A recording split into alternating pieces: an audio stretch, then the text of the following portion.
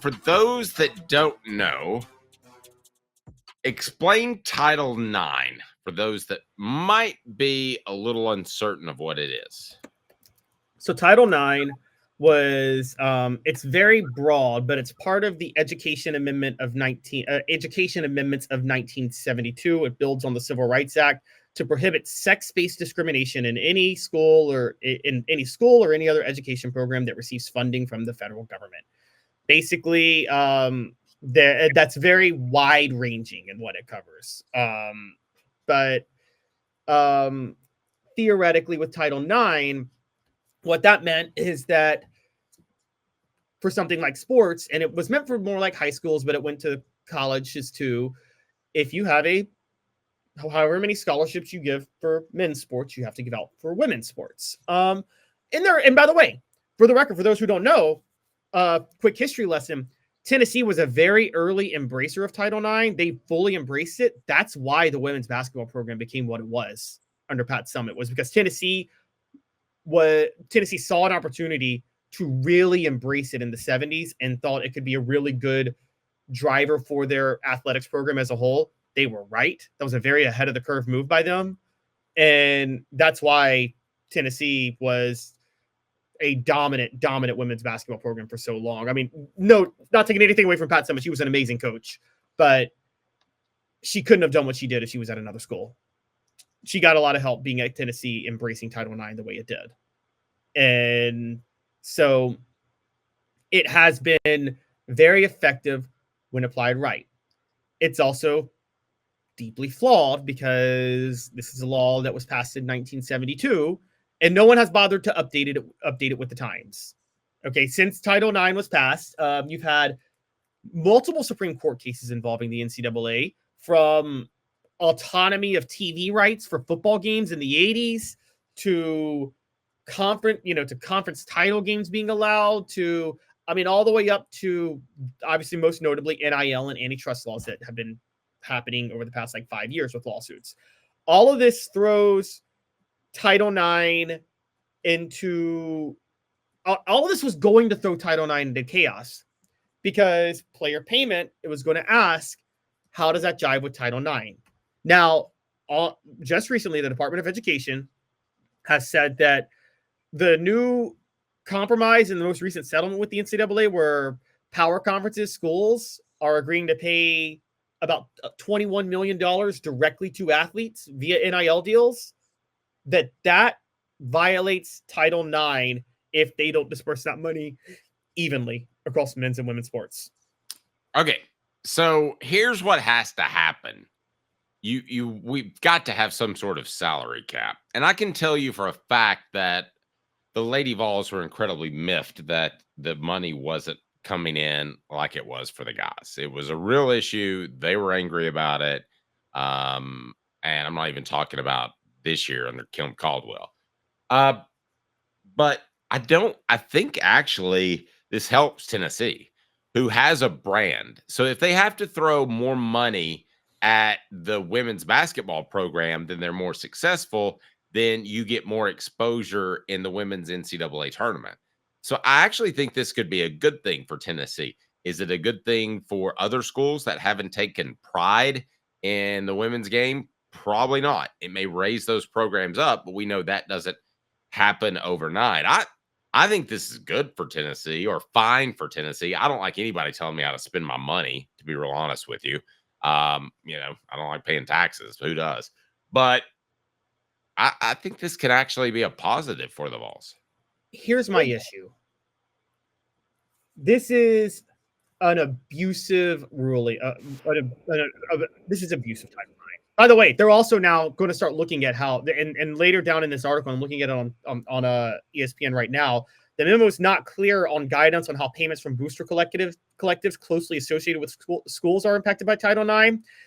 It states the department does not consider third party and an NIL deal as athletic financial assistance unless the school helps you secure that NIL deal.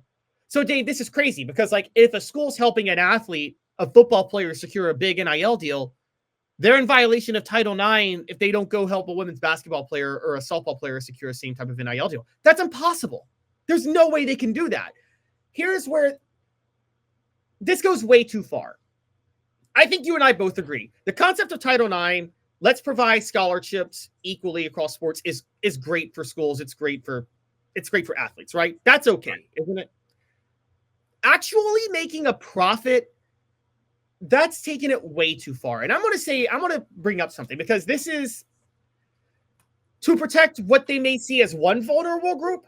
They're hurting another vulnerable group, because they're doing this to try to help and protect women's sports. They're not protect it. I take that back.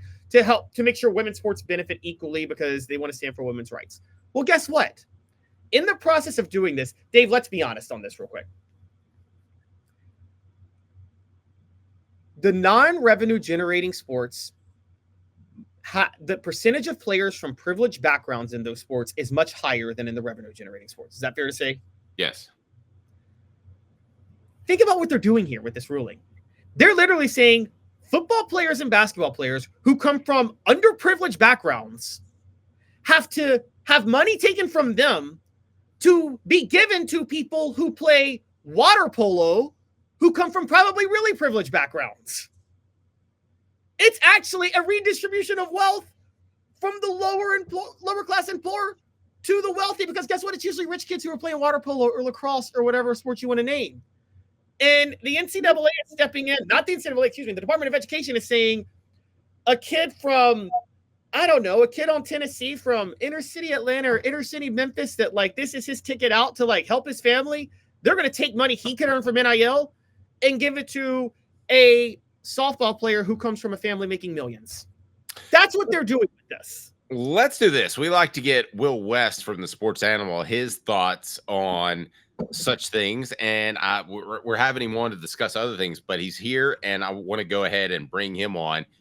Will, what are your thoughts on the ruling today that you have to spread out your NIL money that adheres to Title IX guidelines? That to me seems like it's one big mess, and I understand why they're doing it, but at the end of the day, you know as well as I do, if you have Brew McCoy on your show as opposed to a Lady Vol, there's more worth there. So from a free market capitalist system, it's befuddling. Yeah, I think the tough part here is that it becomes the tough part here is going to be that you're a nonprofit, and so that's going to be the argument the other way from the Department of Education. It's also, let's see what happens, because the Trump administration could walk in and change that immediately. So I don't know that this is where we're going to land. It's just where we're starting, and I think it's also why no one has divulged what their plan's going to be as far as how they were going to distribute the money. I have said all along, what I would do is, my plan would be whatever percentage of revenue your sport brings in, that's how much revenue your sport gets. The big thing with this is the NIL payments outside of that and fair market value, and then there's a board that determines what's fair market value.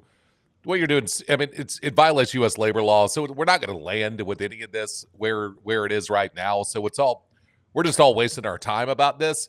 This has been the concern, though. The concern has been specifically about Title IX.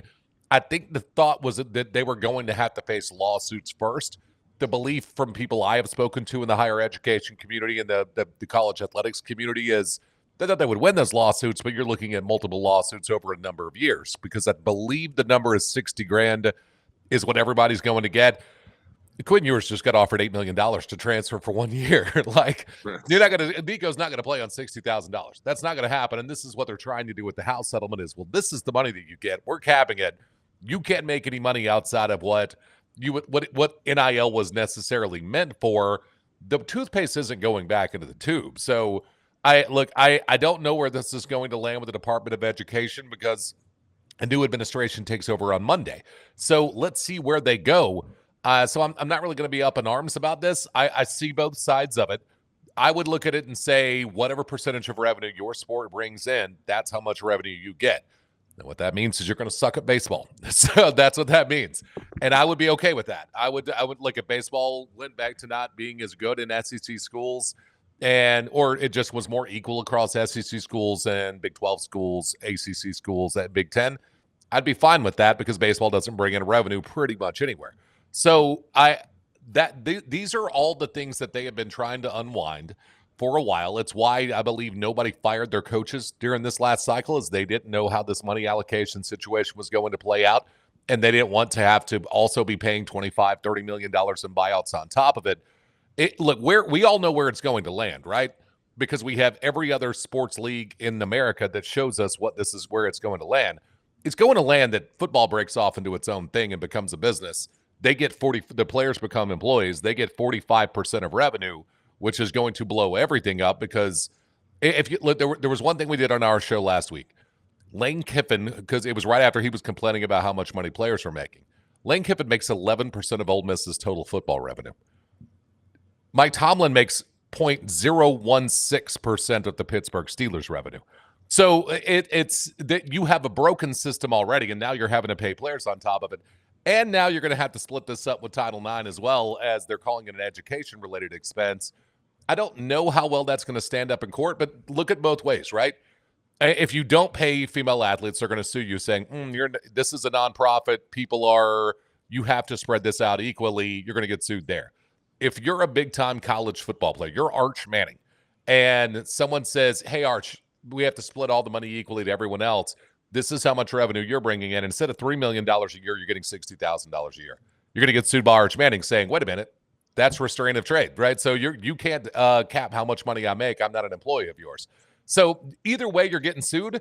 And I think this is just step one of 2,000 steps, is that the Department of Education declared this now. It could change on Tuesday, but it's also not where it's going to land by the time we get to August. Let me say this. Portions of the program brought to you by HoundDogs of Knoxville. Champions look good in orange. HDKnoxville.com. We got to talk some football, Caleb. Hurry up. I was just going to say, how ironic is it, Will, that there is a law passed in 1890 and a law passed in 1972 are now coming into conflict with each other in 2025, because if you uphold one law, you violate the other. That's basically what's happening here. It is. And I understand both arguments, right? And so it comes down to, this is why my plan would have been all along, the percentage of revenue you bring in is the percentage of revenue your sport gets, and then we'll allocate it however we need to allocate it from there. It's also why the whole House settlement and the NCAA's insistence of having some type of committee, because my gosh, do they love committees in college athletics, having a committee that is going to decide whether the amount of money that Alabama's next quarterback gets paid by a booster, is that fair market value for the work that they're performing? I mean, look, the whole thing's broken. No one but Nick Saban and Ryan Day have suggested a system that can work. And the one they did is, let's just follow the NFLPA's model, because we're going to land there either way. And they're right. No, I agree. I think it's just a matter of time.